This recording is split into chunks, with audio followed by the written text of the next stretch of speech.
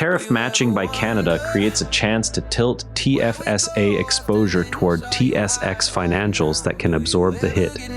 This is Modern Investing Techniques, episode 146. Quick reminder, everything we discuss here is for education and entertainment. The practice investment of the day uses simulated trades with no real money. I'm not a licensed financial advisor, and this isn't financial advice. Always do your own research before putting real money to work.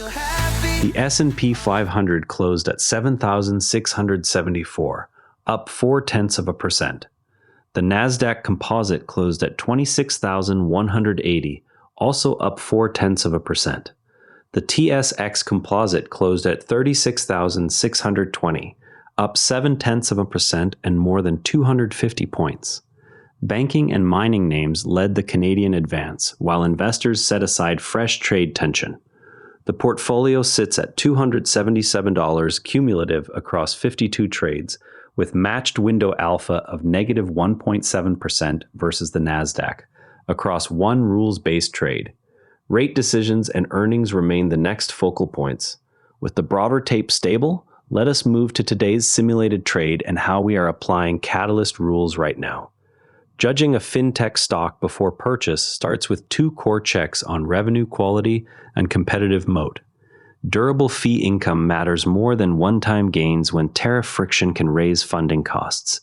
Screen for companies whose net interest margin or take rate stayed steady through the last two rate cycles. Compare that margin against the top three peers using quarterly filings. Historical data shows this filter worked best in 2022 and 2023 when rate volatility exposed weak balance sheets. The main risk is overweighting headline growth while credit losses appear later. Pull the last 4 quarters from your broker screener or the SEC Edgar database and run the comparison in under 10 minutes. Before we see how that plays out, here is what yesterday's energy policy trade taught us. This is a simulated trade for educational purposes only. No real money is involved, and this is not financial advice. The pick is Microsoft on the NASDAQ.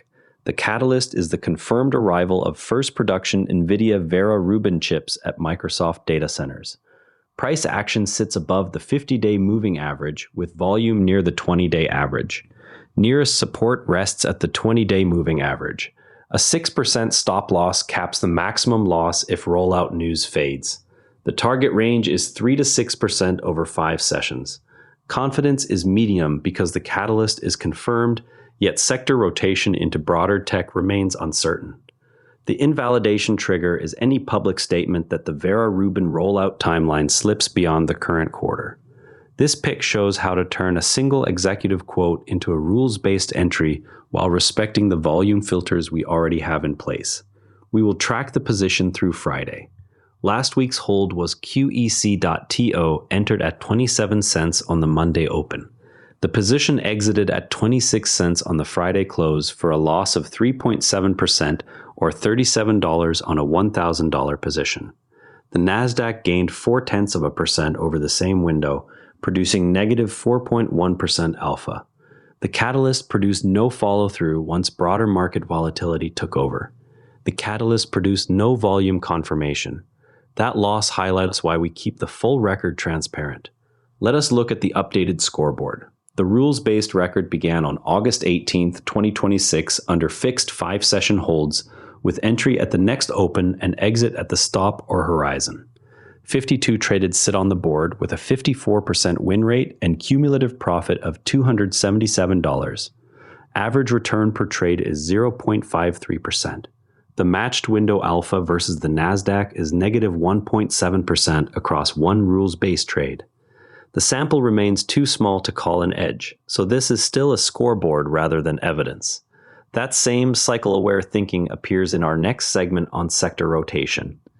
Imagine you added a broad TSX ETF last month when tariff headlines first surfaced and your order filled at the open. The actual path from click to fill involved the ETF's underlying banking and mining holdings repricing faster than the index average because those sectors lead early cycle rotations. Sector rotation works by matching economic phases to historical outperformers. Financials and industrials tend to lead in early expansion. Defensive, such as utilities and staples, hold up near peak. Energy and materials often bottom first in contraction. Use the yield curve slope, PMI readings above 50, and same-day volume above the 20-day average before sizing. In a post-COVID economy, the pattern can compress because fiscal stimulus overrides traditional cycle timing. Recheck the yield curve and PMI signals every quarter before rebalancing. To put these ideas into action, here are 2 tools worth testing this week. Unusual Whales surfaces real-time filings on stock trades by members of Congress and lets users set alerts for specific tickers or sectors. Canadian investors can cross-reference those moves against TSX names that also trade in the United States to spot potential institutional flow. The free tier covers basic alerts, while the paid subscription adds full options flow. The Anthropic S1 filing shows a 15-day minimum between confidential and public prospectus stages before a roadshow can begin. Investors tracking pre-IPO names can use that calendar trigger to prepare watch lists and position sizing rules in advance. Finally, a few quick items crossing the wires today. Canada's main index advanced more than 250 points, while trade talks with the United States remained unresolved. Banking and mining sectors absorbed tariff headlines better than expected. Add XIU to the watch list for any close above the 50-day moving average. Ethereum climbed back over $2,500. The move restores a key psychological level for crypto exposure inside registered accounts. Hold CAD cash for now, with no rotation signal yet into crypto ETFs. Pender Growth Fund reported $7.24 million of net income for the second quarter. The result shows small-cap growth funds can still deliver positive earnings in a tariff-heavy environment. Watch for a retest of TSX 36,500 before adding small-cap growth exposure. Roots Corporation agreed to go private in a transaction that hands control to a US-led brand accelerator. Trim any remaining root.to position on the next uptick to redeploy capital. Before we wrap, open your brokerage app, pull up the 20-day average volume for one TSX financial stock you own, and compare it to today's volume.